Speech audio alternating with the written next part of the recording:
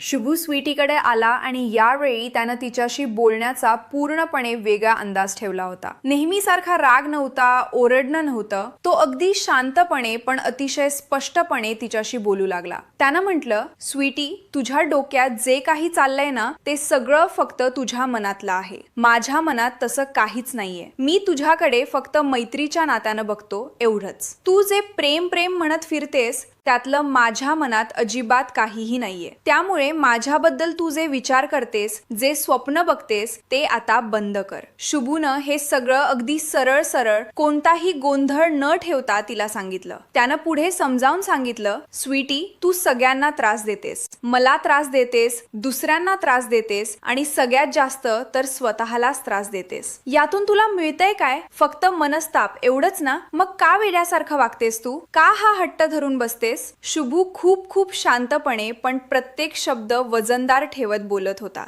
त्यांनी स्वीटीला विचारलं, तू म्हणतेस माझ्यावर प्रेम आहे, माझ्यावर प्रेम आहे, पण खऱ्या प्रेमात फक्त तुझा विचार करायचा नसतो स्वीटी, समोरच्या मनाचाही विचार करायला हवा ना? मी तुझ्यावर प्रेम करतो का हे तू कधी विचारलंस का स्वतःला? तू तुझं मत, तुझी भावना माझ्यावर का लादायला बघतेस? हे योग्य आहे का? शुभूने आणखी स्पष्ट केलं। तो म्हणाला, स्वीटी, जबरदस्तीने कुठलंही नातं उभं केलंस तर ते टिकत नाही, आणि जर दोघांमध्ये प्रेम नसेल तर त्या नात्याचा काय उपयोग?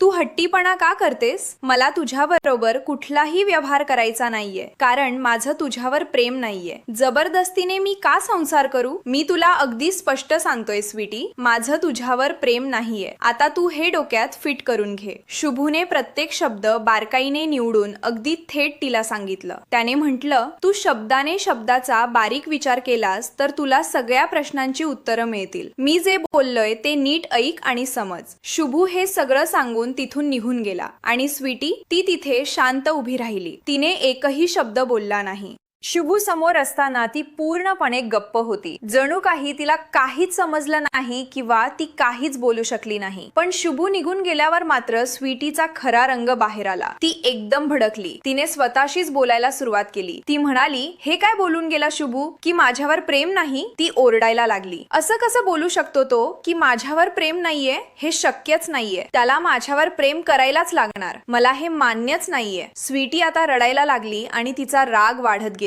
ती स्वतःशीच म्हणाली, तू म्हटलंच कसं की माझं प्रेम नाहीये? जीव ओवाळून टाकतोस आणि तोंड वर करून मला म्हणतोस की प्रेम नाहीये? तू म्हटलंच कसं? स्वीटी पुन्हा भडकली, तणतण करायला लागली। तिचा तो जुना तमाशा पुन्हा सुरू झाला होता। शुभूने तिला जे अगदी स्पष्ट, अगदी शांतपणे सांगितलं होतं ते तिला पचलंच नव्हतं। उलट तिला आता आणखीनच राग आला होता। ती म्हणाली, त्याचं माझ्यावर प्रेम नाही म्हणून मी का शिक्षा करून घ्यावी? आणि स्वीटी आता रागारागानं चालायला लागली। तिच्या मनात शुभूने सांगितलेलं काहीच शिरलं नव्हतं। उलट तिला वाटलं की शुभू चुकीचं बोलतोय आणि तिचं प्रेम नाकारलं जातंय। तिचा तो हट्ट, तिची ती जिद्द अजूनही कायम होती। शुभूने किती शांतपणे समजावलं पण स्वीट ती स्वतःशीच बडबडू लागली, हे काय बोलून गेला शुभू की माझ्यावर प्रेम नाही? असं कसं बोलू शकतो तो? तिचा आवाज कापत होता। हे शक्यच नाहीये, त्याला माझ्यावर प्रेम करायलाच लागणार, मला हे मान्यच नाहीये। ती रडायला लागली, तू म्हटलाच कसा की माझं प्रेम नाहीये? जीव ओवाळून टाकतो आणि तोंड वर करून मला म्हणतोस की प्रेम नाहीच आहे? तू म्हटलाच कसा? स्वीटी आता पुन्हा भडकली होती, तणतण करत होती। तिचा राग आणि हट्ट अजूनही कायम होता। ती रागारागाने चालत होती, स्वतःशीच म्हणत होती, त्याचं माझ्यावर प्रेम नाही म्हणतो, मग मी का शिक्षा करून घ्यावी? का सहन करावं हे सगळं? आणि अगदी त्याच क्षणी अचानक शोभा तिथे येऊन पोहोचली। स्वीटीने तिला पाहताच चिडून विचारलं, आता कशाला आलीस तू? तुला काय संबंध आहे इथे यायचा? जा जाऊन तुझ्या भावाला समजाव, इथे येण्याचं काही कारण नाहीये। स्वीटी आता शोभावर भडकली होती। तिने थेट म्हटलं, मी सांगते की तुम्हाला जमणारच नाहीये। पण शोभा अगदी शांत होती। तिने हळूच खूप समजूतदारपणे म्हटलं, स्वीटे, जरा शांत बसतेस का? मी तुझ्या भावाला सांगायला चाललीये, तो फक्त माझा आहे आणि माझं त्याच्यावर प्रेम आहे। तो माझ्यावर प्रेम करू दे किंवा न करू दे, मी त्याच्यावरच प्रेम करणार आणि तो माझ्याशिवाय कोणाचाच होऊ शकत नाही, हे मी तुमच्या भावाला स्पष्ट सांगणार आहे। स्वीटी आता आणखीनच गोंधळली। ती म्हणाली, काय चाललंय हे? मी जरा शांत बसू, मग काय करू मी? हा तमाशा बघून नुसती उभी राहू का? शोभा आता स्वीटीला पूर्णपणे गोंधळात टाकत होती. ती तिचा गैरसमज वाढवत होती, तिला चुकीचा मार्ग दाखवत होती. शोभा सगळं उलटापालट शिकवत होती, फक्त तिच्या स्वार्थासाठी. शोभा म्हणाली, बघ ना स्वीटे, शुभू नेहमी एवढा राग करतो, पण आज कसा शांतपणे बोलला तुझ्याशी, तुझ्या जवळ येऊन बसला, प्रेमाने तुला समजावलं, म्हणजे थोडा तरी फरक पडलाय ना? लक्षात येतंय का तुला? हळूहळू शुभू बदलायला लागलाय, स्वीटीने संशयाने म्हटलं. पण त्याने तर तोंडावर सांगितलं की माझं तुझ्यावर प्रेम नाही आणि माझा विचार सोडून दे. शोभा आता पूर्णपणे घोळ घालत होती. शुभूने जे अगदी स्पष्ट सांगितलं होतं ते शोभा आता उलट अर्थ लावून स्वीटीला दुसऱ्याच मार्गाला नेत होती. ती म्हणाली, मी सांगितलं होतं ना त्याला, जा आणि स्वीटीशी बोल. लगेच त्यानं ऐकलं, तुझ्याशी बोलायला आला. हळूहळू सगळं चांगलं होणार आहे, जरा शांत बस, लवकरच तो प्रेम करायला लागेल, जरा धीर धर. स्वीटी आता थोडी आशावादी झाली. तिच्या चेहऱ्यावर आशेचा किरण दिसू लागला. तिने उत्सुकतेनं विचारलं, खरंच शोभा, असं होईल का? शोभा खात्रीनं म्हणाली, होणार आहे असं. तू जरा थांब, असं होणार म्हणजे होणारच. तू जरा शांतपणे सगळं घे. पण ते करायला कष्ट आहे, मेहनत आहे, मेहनत घ्यायला लागणार, फार मेहनत घ्यायला लागणार बाई. शोभा आता स्वीटीचा पूर्णपणे फायदा घेत होती. तिला फक्त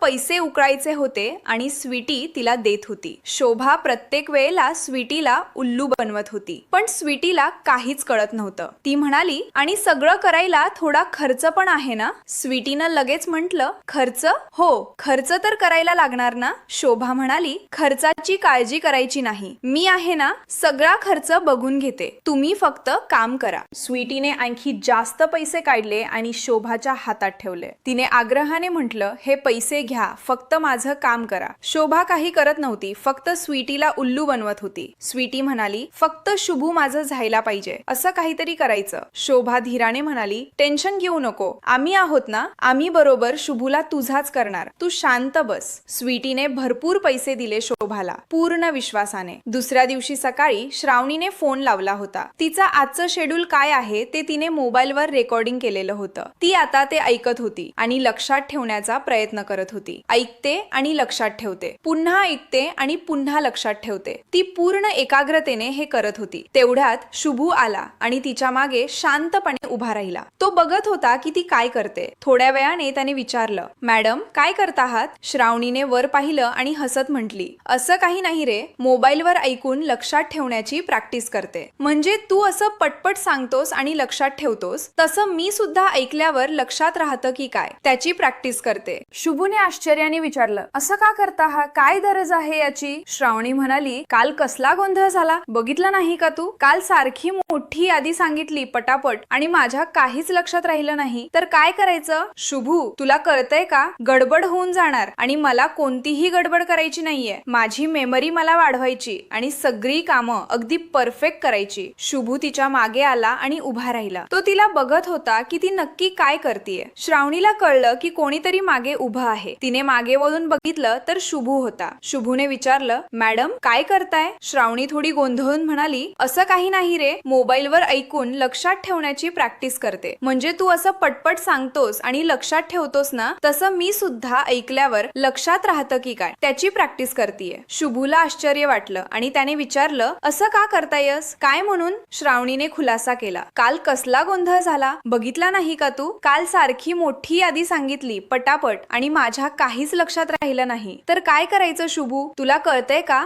पण गडबड होऊन जाणार आणि मला कोणतीही गडबड करायची नाहीये. माझी मेमरी मला वाढवायची आणि सगळी कामं अगदी परफेक्ट करायची. शुभू, तुला कळतंय का?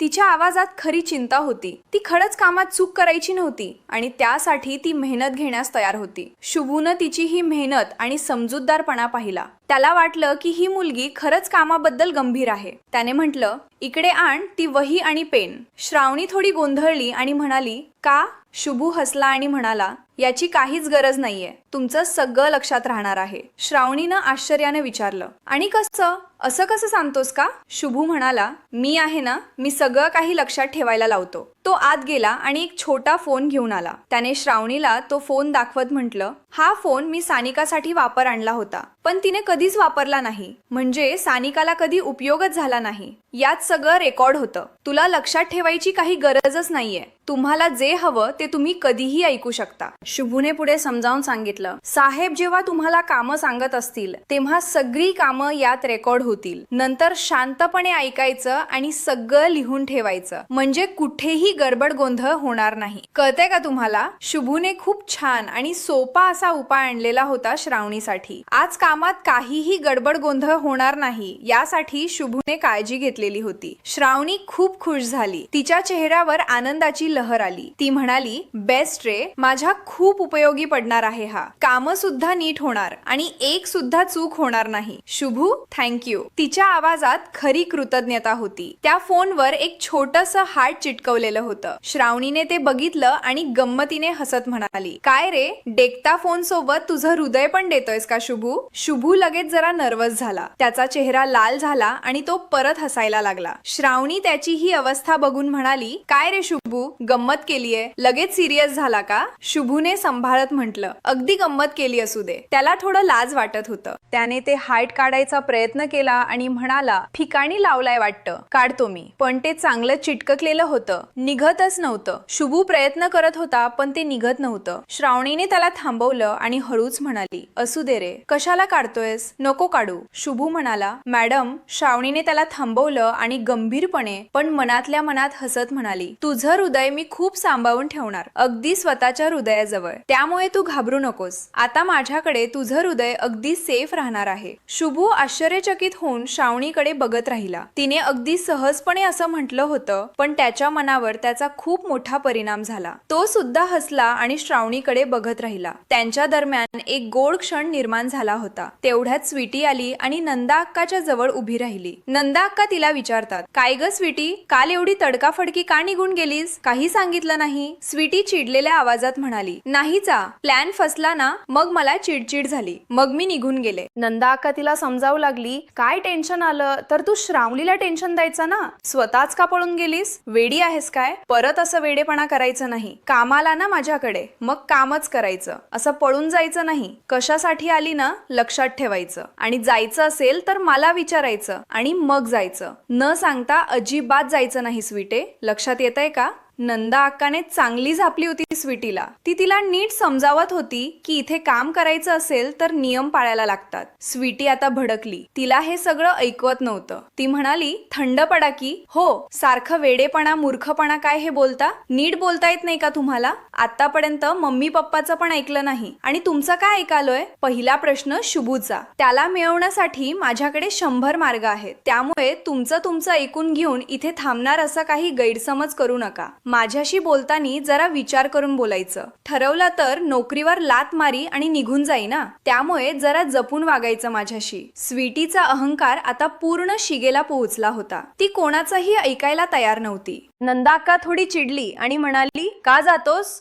जा, धमकी द्यायची नाही. हा त्याशिवाय शुभूला मिळू शकत नाही, हे सुद्धा सत्य आहे. बरं, जा तू, जा. स्वीटी म्हणाली, शुभू फक्त माझा आहे आणि त्याला कसं मिळवायचं हे मला चांगलंच ठाऊक आहे. त्यामुळे तुमच्या मदतीची गरज नाहीये. जा आणि घरी बस. इथे शुभू आणि श्रावणीचा रोमॅन्स मस्तपैकी चालू दे. तू काय घरी जाऊन बस? नंदा अक्का म्हणाली, शुभू घरी गेल्यावर मिळेल तुला. गडबड झाली म्हणून साहेब चिडले होते, पण आज तू आली नाही म्हणून सगळी कामं साहेब तिला सांगणार ना. मग काय कालच्या चिडण्याचा उपयोग आहे? तू घरीच बस, घरकोंबडी सारखी. हे ऐकून स्वीटी घाबरली. तिला कळलं की जर ती इथून गेली तर शुभू आणि श्रावणी जवळ येतील. ती लगेच म्हणाली, नाही, मी जर इथून गेले तर शुभू आणि श्रावणी जवळ येतील. मग माझा पत्ता कायमचा कट होणार. मग मला काय परत चान्स नाही. मी इथून जायला नको. मी इथेच थांबायला हवं. एवढी मोठी रिस्क तर मी घेणारच नाहीये. नंदा अक्का म्हणाली, काय ग, कसला विचार करतीयस? जातीयस ना, जा की. स्वीटी ठामपणे म्हणाली, मॅडम, मी तर इथेच थांबते. कोण म्हंटल मी जातोय? मी कुठे जाते नसते. नंदा अक्काला माहित होतं की ही जर इथून गेली तर इथे कुठेच काही चालणार नाही. स्वीटी इथे राहिली गेली तरच शुभू आणि श्रावणीच्या दरम्यान अडथळे निर्माण होतील, त्यामुळे ती बरोबर थांबलेली होती. इकडे आता साहेब आलेले होते. साहेब तयारीत होते, कुठेतरी लगेच निघायचं होतं. शुभू आणि श्राव पण साहेबांना लगेच आठवलं की आत्याबाईनं म्हणजे नंदा अक्कानं मुद्दाम शुभूला कोल्हापूरच्या बाहेरचं काम सांगितलं होतं. हे मुद्दाम केलं होतं जेणेकरून शुभू दिवसभर बाहेरच राहणार आणि घरी नसणार. साहेब, विश्वंभर आणि पृथ्वी काका तिघही लगेच नंदा अक्काकडे बघायला लागले. तिनं साहेबांना हे सांगितलंच नव्हतं की शुभूला बाहेर पाठवलं आहे. साहेब आता नंदा अक्काकडे बघत शांतपणे पण अगदी स्पष्टपणे म्हणाले की शुभूला काही काम सांगायचं असेल तर आधी त्यांना विचारून घ्यायचं. त्याला कुठे बाहेर पाठवायचं असेल तर आधी परवानगी घ्यायची, कारण शुभू सगळी कामं अगदी चोख आणि व्यवस्थित करतो. तो नसला तर सगळा गोंधळ उडून जातो. त्यामुळे त्याला काम सांगायच्या आधी त्यांना विचारायचं. जर त्यावेळेला त्यांना शुभूची गरज नसेल तरच त्याला काही काम सांगायचं.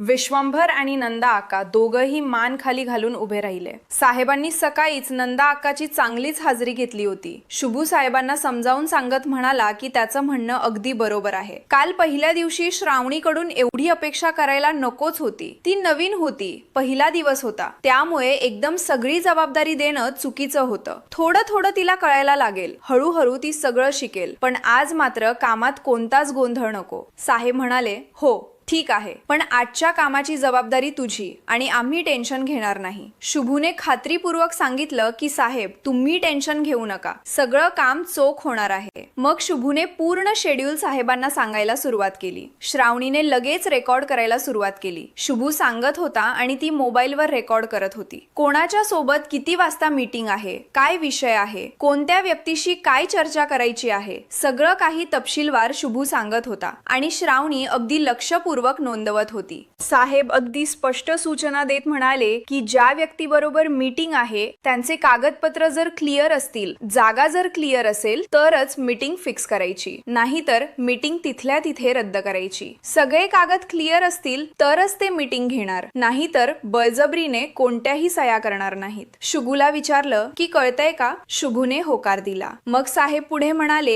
की 5 वाजता शिक्षकांच्या भरतीसाठी मीटिंग आहे. कम भागामध्ये शिक्षक का पोहोचले नाहीत, किती जागा रिकाम्या आहेत, कोणाची किती अडचण आहे, हे सगळं माहिती त्यांना हवी आहे. आणि फक्त माहिती नाही तर त्यावरचा उपाय लेखी स्वरूपात हवा, जेणेकरून ते तो अभ्यास करू शकतील. शुभूने सांगितलं, हो साहेब, सगळं काही व्यवस्थित करतो. मग शुभू पुढे सांगत म्हणाला की संध्याकाळी साहेबांना सेंट मेरी स्कूल मध्ये जायचं आहे. साहेब म्हणाले, हो, त्यांनी RTE अंतर्गत किती गरीब विद्यार्थ्यांना ऍडमिशन दिलं आहे किंवा किती ऍडमिशन मिळणार आहेत याची संपूर्ण लिस्ट हवी आहे. पृथ्वी काका म्हणाले की काही NGO ला चेकद्वारे मदत करायची आहे, त्यामुळे चेक सुद्धा बरोबर हवेत. शुभूने सांगितलं, हो, चेकबुक घेऊन येतो. मग शुभूने श्रावणीला चावी दिली आणि तिला स्टडी रूम मधून चेकबुक घेऊन यायला सांगितलं. सगळे श्रावणीकडे बघायला लागले. शुभूने तिला काम सांगितलं होतं आणि चावी दिली होती हे पाहून सगळ्यांना आश्चर्य वाटलं. शुभू स्पष्ट करत म्हणाला की ही सगळी कामं श्रावणी मॅडमला जमायला पाहिजेत असं त्याला वाटतं, म्हणून त्यांना चाव्या देत आहे. चाव्या तुमच्याकडेच ठेवा, इथली ती कामं तुम्हीच करायची. घरीच असता अर्जंट काही लागलं तर तुम्हाला लगेच देता येईल, कळतंय का? हे ऐकून साहेब, पृथ्वी काका आणि विश्वंभर सगळेच खूप खुश झाले. शुभू आता श्रावणीवर पूर्ण विश्वास ठेवू लागला आहे हे त्यांना स्पष्ट दिसलं. तो तिला घरातल्या महत्वाच्या गोष्टींची जबाबदारी देऊ लागला आहे. स्टडी रूमच्या चाव्या देणं म्हणजे खूप. मग ती खरोखरच मनापासून दिलगिरी व्यक्त करते. म्हणते, काल जो गोंधळ झाला, जे काही चुकलं त्याबद्दल खरंच माफ करा. यापुढे मी अशा चुका होऊ देणार नाही. मी खरंच सुधारणार आहे.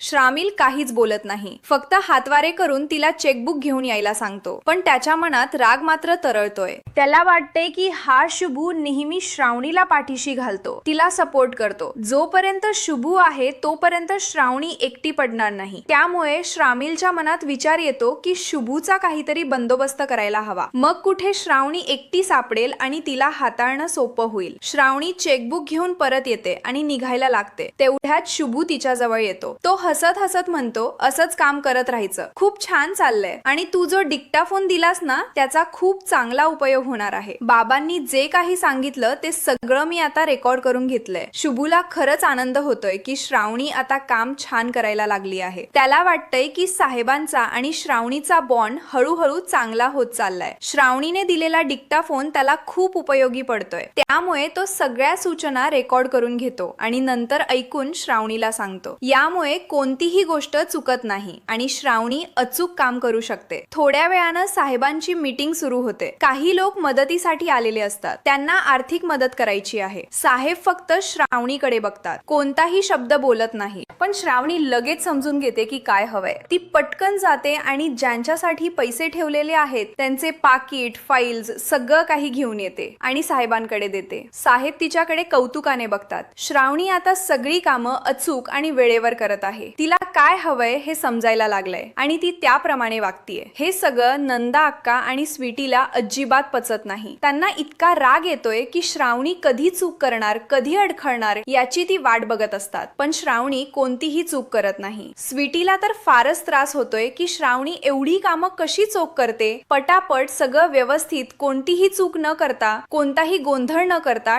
टकाटक कामं चाललेली असतात आणि साहेबांच्या समोर तिचं छान इम्प्रेशन पडतंय हे स्वीटीला सहन होत नाही. स्वीटी लगेच शोभाला फोन लावते. ती विचारते, शोभाताई एक प्रश्न पडलाय, तुम्ही शुभूला काय सांगितलं की नाही? शोभा म्हणते, अहो काय टेन्शन घेतेस, सांगितलंय मी शुभूला, हळूहळू फरक पडेल. पण स्वीटीला एक गोष्ट कळत नाही. ती म्हणते, शोभाताई ही श्रावणी सगळी कामं पटापट कशी करतीये आणि सगळं तिच्याकडून चोख कसं होतंय मला समजत नाहीये. स्वीटी आता खरंच चिडलेली आहे आणि तिला वाटते की श्रावणी तिच्यापेक्षा पुढे जाते. ती म्हणते, माहित नाही पण माझं नाव स्वीटी आहे. एक ना एक दिवस माझ्या समोर तिला हरायलाच लागणार आहे. मी हरणार नाही कारण मी स्वीटी आहे. शुभूसाठी मी काहीही करायला तयार आहे आणि काहीही करणार आहे. बरोबर आहे ना शोभाताई? शोभा म्हणते, हो हो बरोबर बोललीस, तूच हरवायची, असंच हरी. तू स्वीटी आहेस, तुझं नाव सार्थकी लाव. शोभा स्वीटीला आणखी भडकवते आणि तिच्या मनातला राग वाढवते. घरी आणखी एक मीटिंग सुरू असते. ती सुद्धा श्रावणीने छान हँडल केलेली असते. काल ती नॉक न करता डायरेक्ट आत गेली होती आणि त्यामुळे साहेबांना राग आला होता. पण आज ती दरवाजा नॉक करते आणि मग आत येते. सगळ्या फाईल्स व्यवस्थित ठेवलेल्या असतात. प्रत्येक गोष्ट व्यवस्थित आणि क्रमाने मांडलेली असते. साहेब सुद्धा श्रावणीकडे कौतुकाने बघतात की किती जोमाने ती काम करते. फाईल एकदम व्यवस्थित रेडी केलेली असते. कोणतीही गोष्ट चुकलेली नाही. साहेबांची मीटिंग छान चाललेली असते आणि श्रावणी त्यांना योग्य वेळी योग्य गोष्टी पुरवत असते. श्रावणीकडे बघून ते ओके असा इशारा करतात, म्हणजे छान चाललंय असं सांगतात. श्रावणीला इतकं छान वाटतं की ती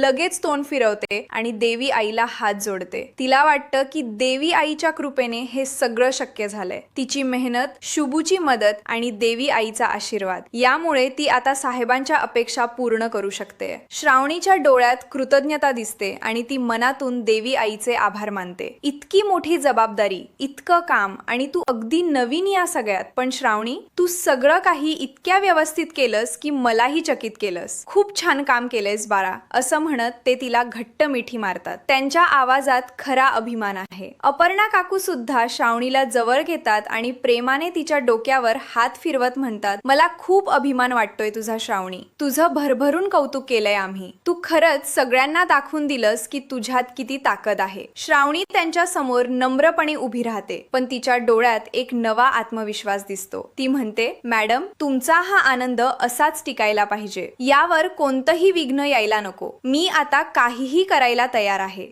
आत्यासाहेबांचा कोणताही प्लॅन यापुढे सक्सेसफुल होणार नाही हा शुभूचा शब्द आहे आणि माझा विश्वास आहे. श्रावणी मॅडम इथून पुढे सगळी कामं आपली छान होणार आहेत. शुभू आता श्रावणीच्या मागे खंबीरपणे उभा राहणार आहे आणि सगळं काही अगदी व्यवस्थित होणार आहे. तिच्या आवाजात एक ठाम निर्धार आहे. ती जाणते की आता तिच्या मेहनतीचं फळ मिळतंय. पृथ्वी काका आणि अपर्णा काकूचं हे कौतुक तिला नवी ऊर्जा देतं. तिला वाटतं की शुभूच्या साथीने आणि देवी आईच्या आशीर्वादाने आशीर्वादाने ती कोणत्याही आव्हानाला तोंड देऊ शकते. आत्यासाहेबांचे कोणतंही डावपेच, कोणतंही षडयंत्र आता तिला डगमगवू शकणार नाहीत. श्रावणीचा हा आत्मविश्वास आणि तिची खंबीर भूमिका पाहून घरातल्या सगळ्यांना दिलासा मिळतो. काका काकूंच्या चेहऱ्यावर समाधानाचं हास्य दिसतं. त्यांना वाटतं की आता श्रावणी फक्त नोकरीत नव्हे तर घरातल्या सगळ्या संघर्षांमध्ये सुद्धा मजबूत उभी राहणार आहे. तिच्या या नव्या रूपाने, तिच्या या नव्या ताकदीने सगळ्यांना आशा दिली आहे की यापुढे सगळं काही बदलणार आहे. शुभू आणि श्रावणी मिळून आता कोणत्याही अडचणीचा सामना करू शकतील आणि आत्यासाहेबांच्या कोणत्याही योजनेला यशस्वी होऊ देणार नाहीत.